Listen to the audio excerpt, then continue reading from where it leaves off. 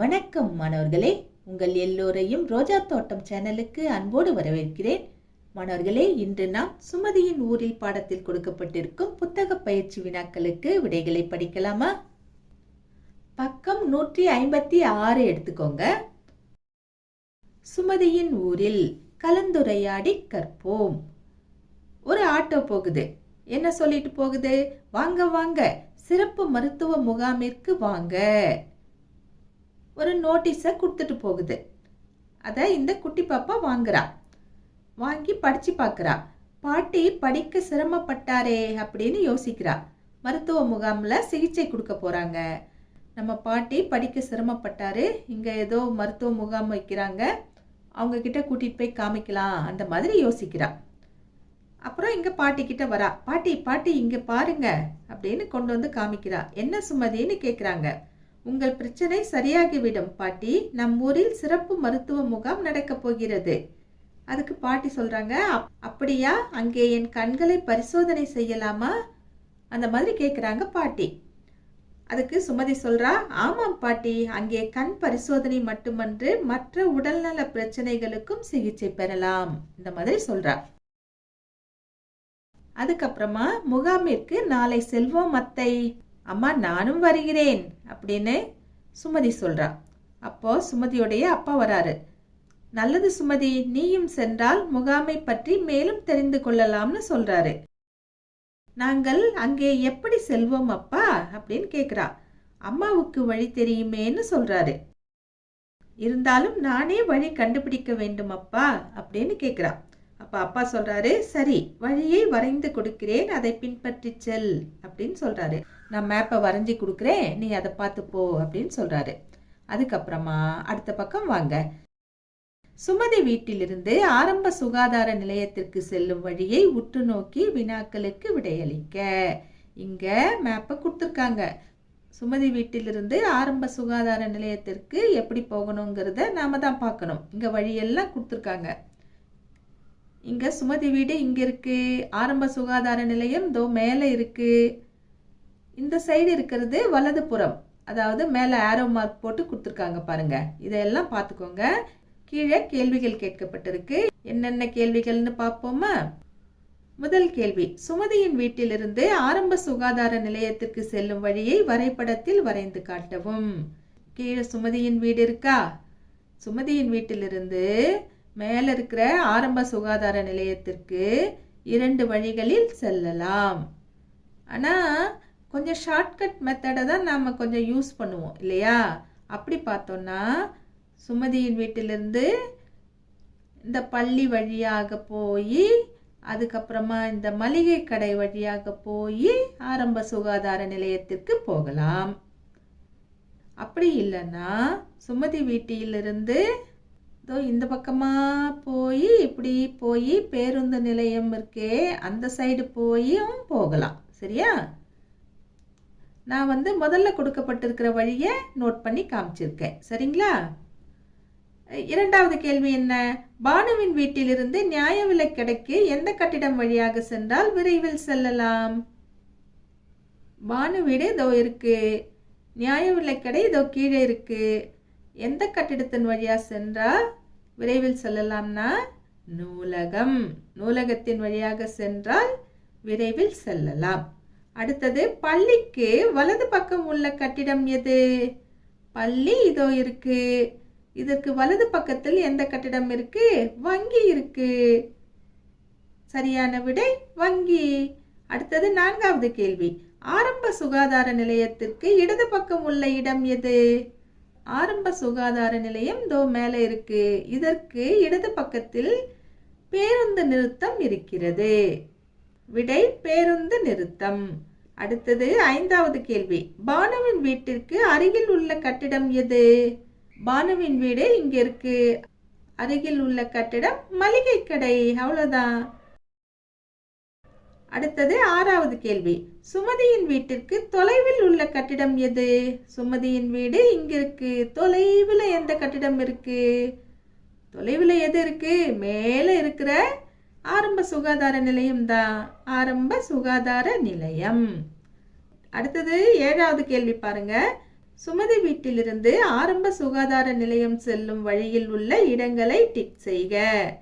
சுமதி வீட்டிலிருந்து ஆரம்ப சுகாதார நிலையம் செல்லும் வழியில எந்தெந்த இடங்கள் இருக்குன்னா, நியாய விலை கடை இருக்கு, பள்ளி இருக்கு, மளிகை கடை இருக்கு. இது 3 தான். மீதியெல்லாம் டிக் செய்ய வேண்டாம். சரிங்களா? அடுத்தது அடுத்த பக்கம் வாங்க. துண்டறிக்கையை படித்து வினாக்களுக்கு விடையளிக்க. துண்டறிக்கையில என்னென்ன கொடுத்துருக்காங்க? மருத்துவம், மக்கள் நல்வாழ்வுத்துறை நடத்தும் சிறப்பு மருத்துவ முகாம். நாள் 15/7/2026. நேரம் காலை 10 மணி முதல் மாலை 5 மணி வரை. இடம் அரசு ஆரம்ப சுகாதார நிலையம், கடலூர். சிகிச்சை அளிக்கப்படும் நோய்கள் மற்றும் பரிசோதனைகள்: பொது மருத்துவம், கண் பரிசோதனை, பல் பரிசோதனை. இப்படி ஒரு துண்டறிக்கை இருக்கு. இதிலிருந்து சில கேள்விகள் கேட்கப்பட்டிருக்கு. என்ன கேள்விகள்னு பார்க்கலாமா? சிறப்பு மருத்துவ முகாம் நடைபெறும் நாள் டேஷ். என்ன தேதி? அங்க இருக்கிற தேதியை அப்படியே எடுத்து இங்க எழுத வேண்டியதுதான். 15/7/2026. அடுத்த கேள்வி, சிறப்பு மருத்துவ முகாம் நடைபெறும் நேரம் டேஷ். அதையே அப்படியே அங்க இருக்கிற நேரத்தை இங்க எழுத வேண்டியதுதான். காலை 10 மணி முதல் மாலை 5 மணி வரை. அதுக்கப்புறம் அடுத்த கேள்வி, சிறப்பு மருத்துவ முகாம் நடைபெறும் இடம் எது? எங்க நடக்குது? அரசு ஆரம்ப சுகாதார நிலையம், கடலூர். அப்படியே எடுத்து எழுத வேண்டியதுதான். அதுக்கடுத்து சிறப்பு மருத்துவ முகாமை நடத்தும் துறையின் பெயரை எழுதுக. இந்த டேஷ்ல என்ன எழுதணும்? மருத்துவம், மக்கள் நல்வாழ்வு துறை.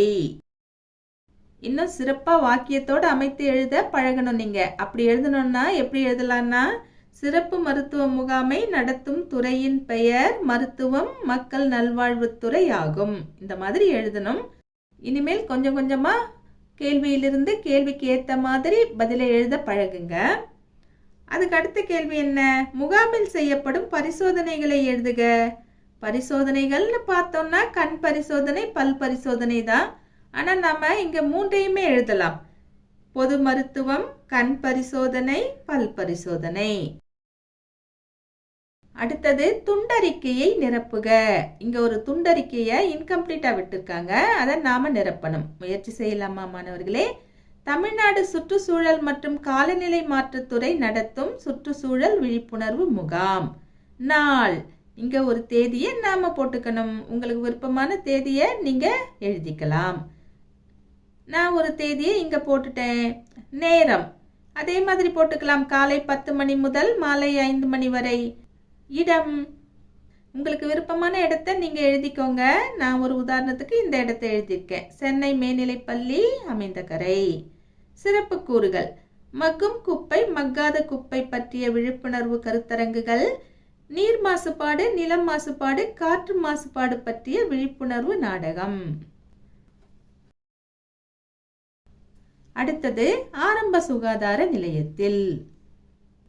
அம்மா, பாட்டி, சுமதி ஆகிய மூவரும் ஆரம்ப சுகாதார நிலையத்தின் சிறப்பு மருத்துவ முகாமில் உள்ளனர். முகாமுக்கு வந்துட்டாங்க. முகாமில் பெயரை பதிவு செய்கின்றனர். வரிசை சீட்டினை பெறுகின்றனர். கண் பரிசோதனை பிரிவுக்கு செல்கின்றனர்.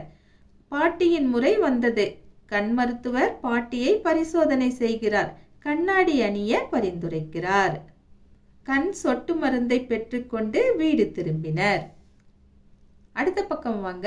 தேர்வு செய்யலாம். ஆரம்ப சுகாதார நிலையம், மருத்துவமனை ஆகியவற்றுடன் தொடர்புடைய செயல்களை டிக் செய்க. இங்க சில படங்கள் கொடுத்துருக்காங்க. ஆரம்ப சுகாதார நிலையம், மருத்துவமனை இதோட தொடர்புடையதை மட்டும் நம்ம டிக் செஞ்சா போதுமானது. முதல்ல கொடுத்துருக்கிற படத்தை டிக் செய்யலாம். அது ஒரு பார்மசி மாதிரி இருக்கு, டிக் போட்டுக்கலாம். அடுத்து கொடுத்துருக்கிறதையும் நாம டிக் போட்டுக்கலாம். மருத்துவர் குழந்தையை பரிசோதனை செய்கிறார். செவிலியர் ஒரு அம்மாவுக்கு உதவி செய்யறாங்க, அதையும் டிக் போட்டுக்கலாம். அடுத்த படத்துலையும் ஒரு மருத்துவமனை வளாகத்தை துப்புரவு பண்றாங்க, இதையும் நாம டிக் போட்டுக்கலாம். அதுக்கு அடுத்து இருக்கிற இடம் மருத்துவமனை மாதிரி தெரியல, அதனால அதை நாம விட்டுடலாம். அதற்கடுத்து கொடுக்கப்பட்டிருக்கிற படம் ஆம்புலன்ஸ், அவசர கால ஊர்தியை கொடுத்துருக்காங்க. இது மருத்துவமனையோடு தொடர்புடையது, டிக் போட்டுக்கலாம். அதுக்கு கீழே வாங்க எழுதலாம். பணிகளுக்கு உரிய பணியாளர்களை எடுத்து எழுதுக. பிராக்கெட்ல என்னென்ன கொடுத்துருக்காங்க? அவசர சிகிச்சை ஊர்தி ஓட்டுநர், மருந்தாளுநர், செவிலியர், மருத்துவர். கீழே கொடுத்திருக்கிற டேஷ்க்கு இங்கிருந்து நாம விடைகளை எடுத்துக்கலாம். பரிசோதனை செய்பவர். யார் பரிசோதனை செய்வாங்க? இங்க கொடுக்கப்பட்டிருக்கிறதுலயே விடை இருக்கும். மருத்துவர். எழுதிட்டோமா? அடுத்தது நோயாளிகளுக்கு உதவுபவர். யார் உதவுவாங்க? செவிலியர். செவிலியர்னா நர்ஸ். எழுதிட்டோமா? அடுத்தது மருந்துகளை வழங்குபவர். யார் மருந்துகளை கொடுப்பாங்க? மருந்தாளுநர். எழுதியாச்சா? கடைசியா உயிர்காக்கும் வாகனத்தை ஓட்டுபவர். யார் ஓட்டுவாங்க? உயிர்காக்கும் வாகனம்னா ஆம்புலன்ஸ். அவசர சிகிச்சை ஊர்தி ஓட்டுநர். அவசர சிகிச்சை ஊர்தினா ஆம்புலன்ஸ். சரிங்களா மாணவர்களே? இன்று நாம் சுமதியின் ஊரில் பாடத்தில் கொடுக்கப்பட்ட புத்தக பயிற்சி வினாக்களுக்கு விடைகளை பார்த்தோம். இந்த பாடம் இத்தோட முடியல. இதனுடைய தொடர்ச்சியை நாம அடுத்த வீடியோல பார்க்கலாம். அது வரைக்கும் டாடா பாய்.